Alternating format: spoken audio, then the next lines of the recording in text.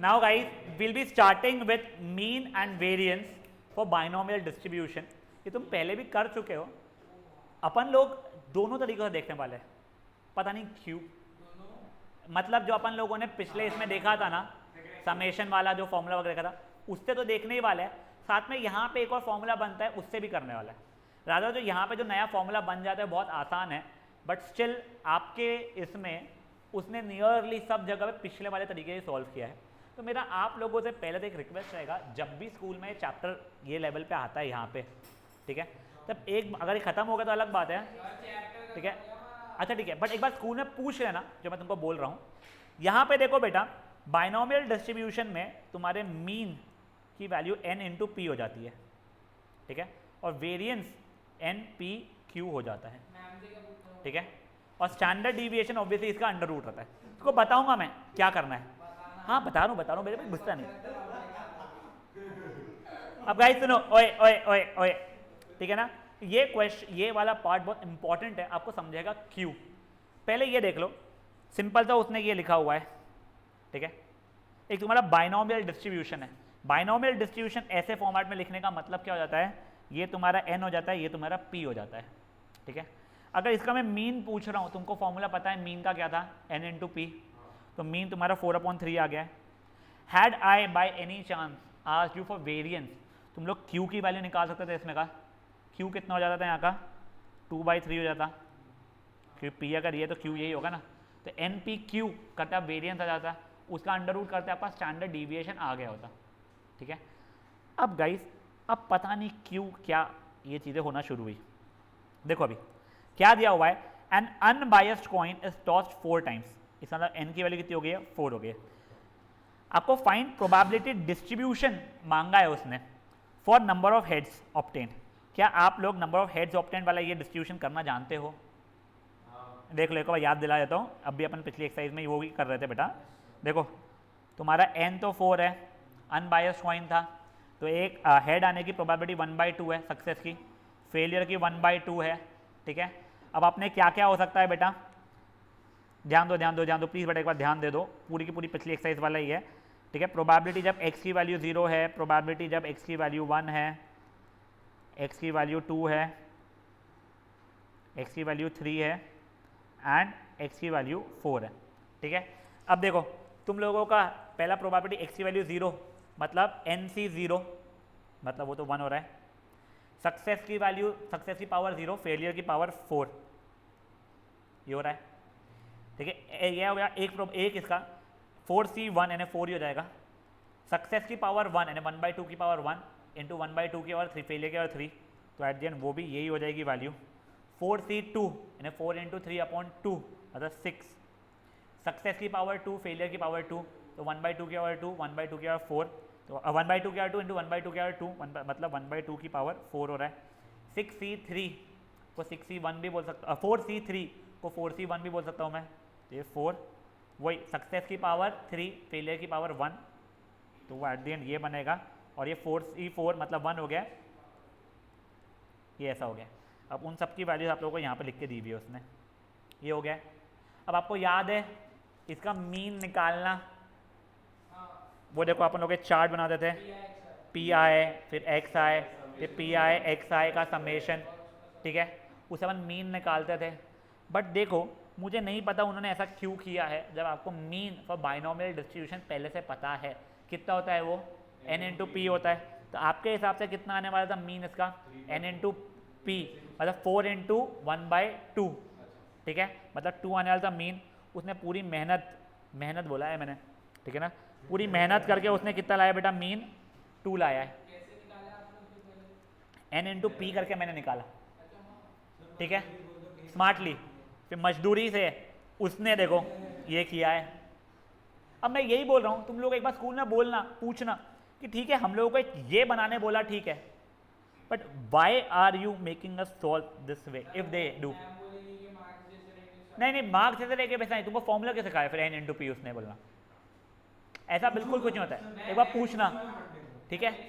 देखो तुम जब ये इंटू ये प्लस ये इंटू ये प्लस ये इंटू ये प्लस ये इंटू ये प्लस ये इंटू ये करोगे तो भी 2 ही आ रहा है, या आप एन पी से भी कर सकते हो।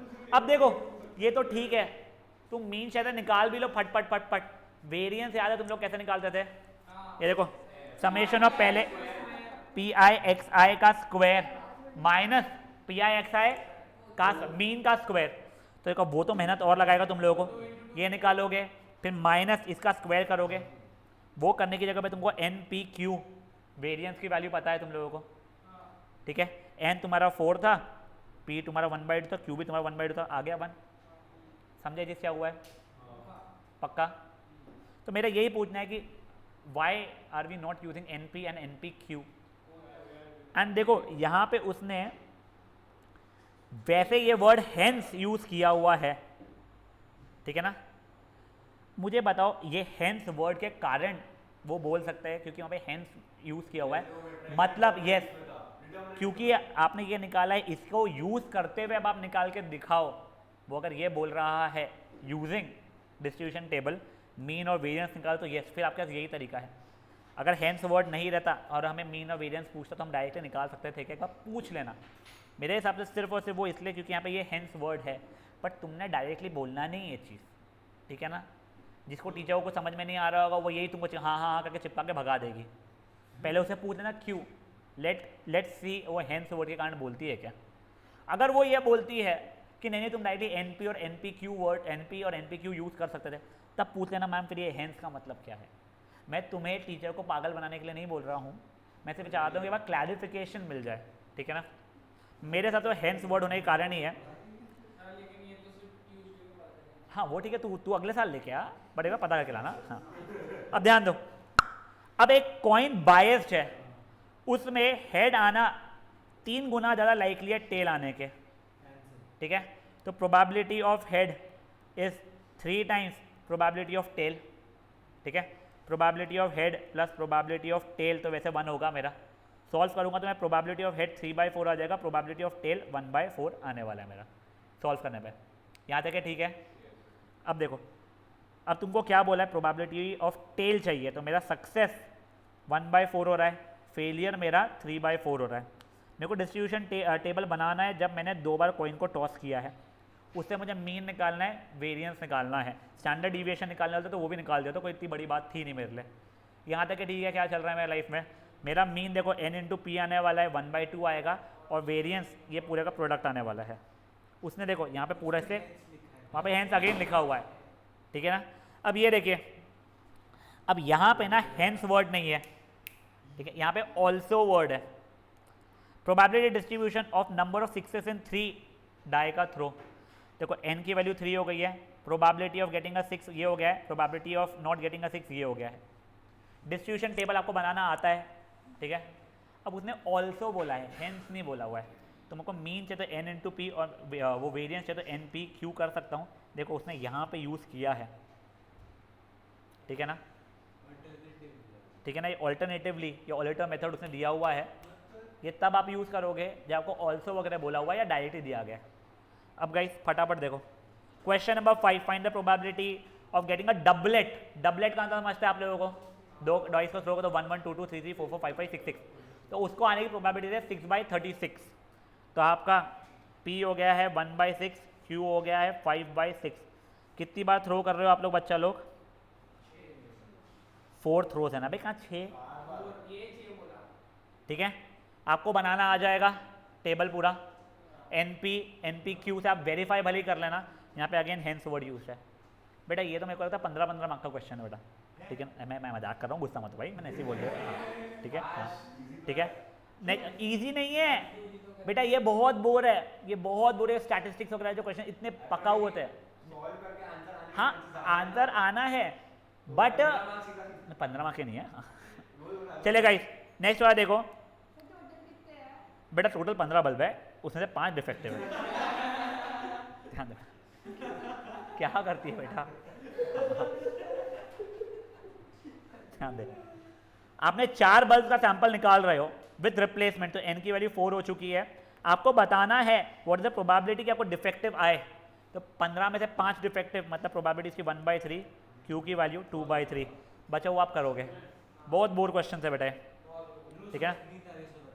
3 कार्ड्स को ड्रॉ किया है with replacement, find the probability की स्पेड हो, probability of getting a spade ये हो जाएगा, ऑफ नॉट ये हो जाएगा, ठीक है। वो सबको निकालना है आप लोगों को। 8वां क्वेश्चन अब देखो बेटा, ये 8वें क्वेश्चन में से क्या दिया हुआ है। अब यहाँ पे ना आपको बेवजह का मैथमेटिक्स में घुमा रहा है वो। आपको दिया है मीन यानी एनपी की वैल्यू 4 है, वेरिएंस एनपी क्यू की वैल्यू 2 है, ठीक है। आपको हर एक चीज़ की वैल्यू निकालनी है, ठीक है। अब देखो आपको हर एक चीज़ की निकालते हैं, दोनों को इक्वेशन 1 है, ये इक्वेशन 2 है, 2 डिवाइड बाय 1 करूँगा मैं तो क्यू की वैल्यू 1/2 आ गई है। क्यू अगर 1/2 है, पी की वैल्यू क्या होती है 1 माइनस क्यू हो जाती है, तो पी की वैल्यू भी आपकी 1/2 आ जाएगी। तो उसे एन 1/2 इंटू 1/2 की वैल्यू 4 है, तो एन की वैल्यू से 16 आ जाएगी बेटा। समझे चीज़ क्या हुआ है? 8 कैसे आ गया? इक्वल टू 2 है, sorry n P q equal to 2 था मेरा, हाँ तो ये 8 हो जाएगा, सॉरी। या फिर यहाँ पर डाल दूँ या वहाँ डाल दूँ? हाँ गलती से हो गया बेटा, पाप हो गया मुझसे। गाइस देखो एग्जांपल नंबर 9 देखो अभी, प्लीज एग्जांपल नंबर 9 देखो। अब आपको बाइनोमियल डिस्ट्रीब्यूशन बनाना है। अब बेटा देखो ये चीज़ तुमको पता नहीं है। अब binomial is written as x plus y की पावर n, तो वाला डिस्ट्रीब्यूशन अगर आपको बनाना है ऐसा, ठीक है, आपको इक्वेशन बनाना है उसका, जो शायद से इसने आगे बनाया है क्या ये वाले क्वेश्चन में कि आगे, हाँ नहीं ये वाले क्वेश्चन में, चलो आगे देख लेंगे वो। ये देखो अभी binomial distribution whose mean is 9 and standard deviation is 3/2, मतलब देखो p Q is equal to 9, standard deviation 3/2 है, तो n p sorry n p is equal to 9 mean, n P q का अंडर रूट 3/2 है, तो ये हो जाएगा 9/4। दो इक्वेशन दो वेरिएबल वापस सॉल्व कर लोगे ये सवाल इसका करके। अब देखो तुमको जो बाइनोमियल डिस्ट्रीब्यूशन जो बनाता, सुनो बाइनोमियल डिस्ट्रीब्यूशन जो बनाना है तुम उसको ऐसे लिख सकते हो रादर देन वो पूरा का चार्ट बनाने के। तो उसमें क्या होता है, सक्सेस प्लस फेलियर की पावर n। तुम्हारा सक्सेस की वैल्यू 1/4 आ रही थी, तो फेलियर की अपने आप 3/4 आ जाएगी, और n की वैल्यू 12 आ रही थी। तुम ऐसा दिखा सकते हो, नहीं तो वो n12 तुमको पूरा चार्ट बनाना जान निकाल देगा तुम्हारा। हाँ इसकी वैल्यू नहीं पूछ रहा है बच्चा, वो जो चार्ट तुम बनाते थे उसमें तो नीचे सबका सम तो ना मिला के आखिर में 1 ही होता था ना, तो वो ये नहीं बोल रहा है। वो देखो तुमको अब ना एक्चुअल में बाइनोमियल था नहीं लास्ट टाइम, सब 4 टर्म निकालना है, तो 12c4 1/4 की पावर क्या बोलते हैं 4 इंटू 3/4 की यार 8 होने वाला है वो, पर तुम्हारे को वो है नहीं, इसलिए छोड़ो। अब इसके बाद में क्या बोल रहा है, अब ये भी बता दो कि एटमोस्ट 1 सक्सेस की वैल्यू क्या होगी। एटमोस्ट 1 सक्सेस मतलब एक सबके सब फेलियर प्लस एक सक्सेस वाला। तो ये चीज़ें आप लोगों को पहले ही इसमें निकालना आती थी, वो चार्ट से जो अपन निकालते थे। गाइस 10th क्वेश्चन आप लोगों से ऐसे ही है, हो जाएगा। 11 देखो बच्चा लोग प्लीज एक बार, 11th और 12 देख लो, सिंपल से ये भी। हाँ सॉरी कोई क्वेश्चन है बोल, आगे आएगा बर्नॉल्स, हाँ ये वही है, हाँ उतना स्ट्रेस मत लो, हाँ वो स्ट्रेस मत ले, ठीक है।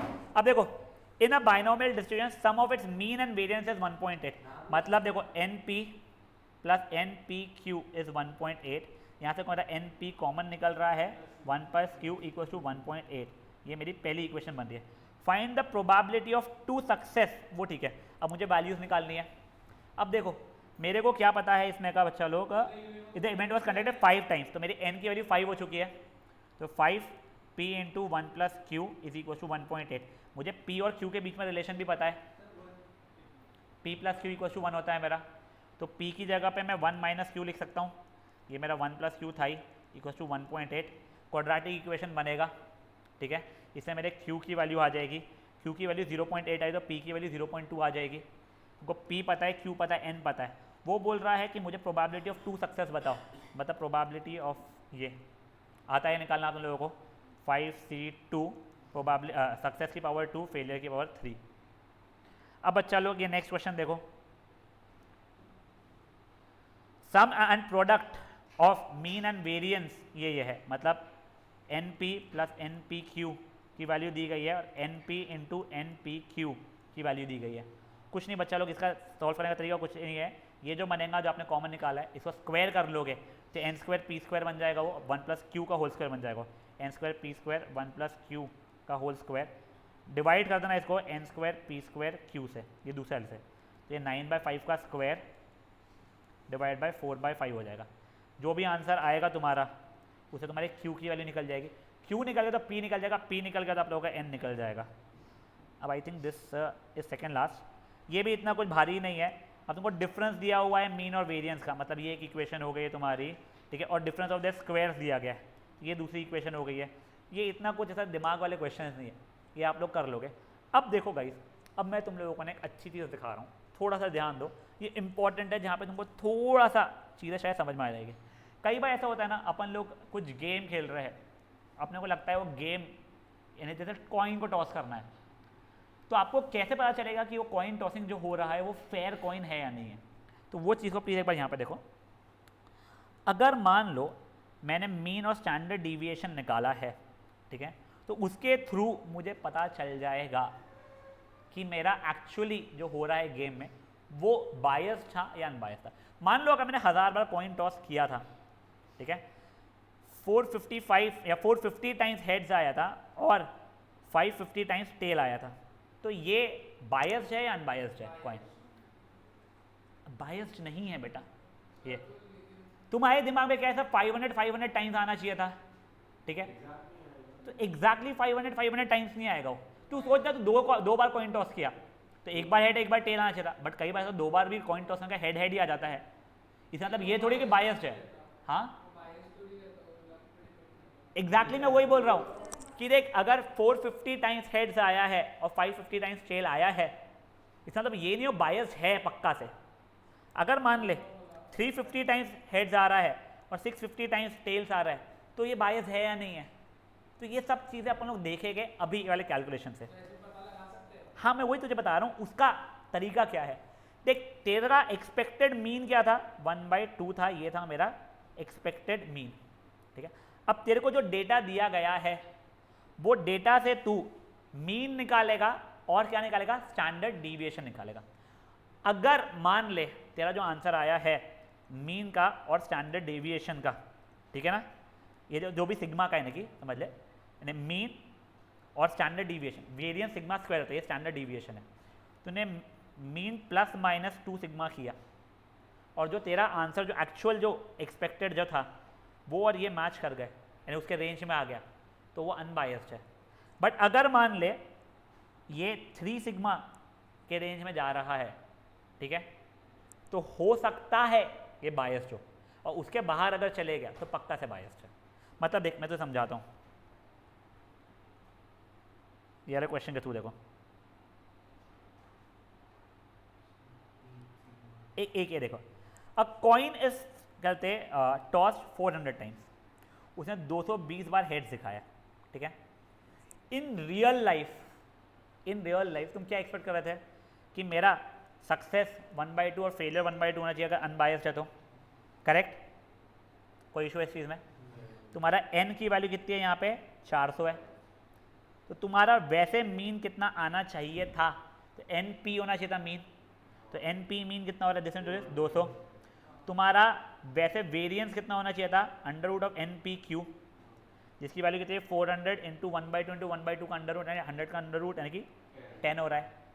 अब देखो ये जो अपना है मीन प्लस माइनस 2 वेरिएंस, तो वो कितना हो रहा है, रेंज मेरा 180 से लेके 220 तक का हो रहा है, करेक्ट है? यहाँ पे देख, तेरा 220 टाइम्स आया था आउटकम वो वाला, तो ये बायस्ड नहीं है, ठीक है ना, ये परहैप्स मे बी बायस्ड है।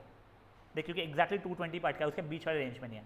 अगर मान ले ये 225 आता, तो देख अब मेरे को क्या देखना पड़ता था, मीन प्लस माइनस 3 सिग्मा वाले में देखना पड़ता मुझे, तो ये हो जाता 170 से लेकर 230 तक के।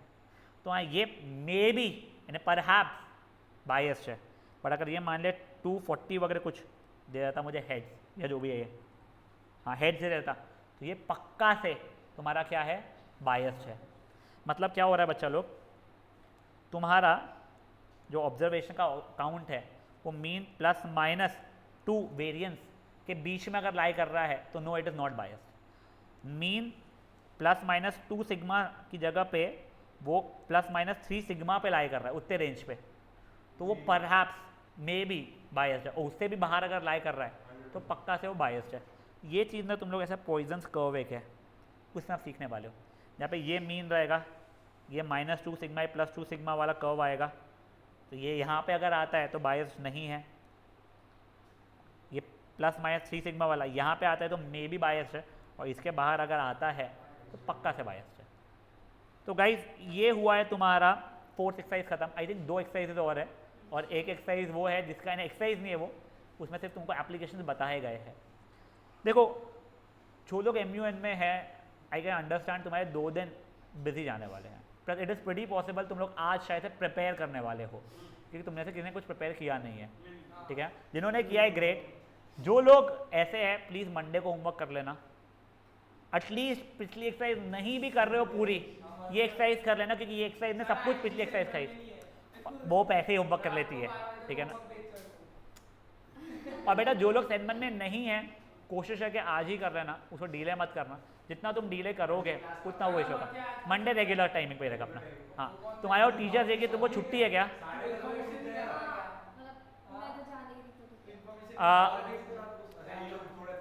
गाइस इज इट फाइन अपन लोग 12 के आसपास टीचर्स डे के रख ले, ठीक है? नहीं, will have a regular class only, will have a regular class. मेरा बच्चों का शेड्यूल डिस्टर्ब हो जाएगा तो मंडे को, ठीक है?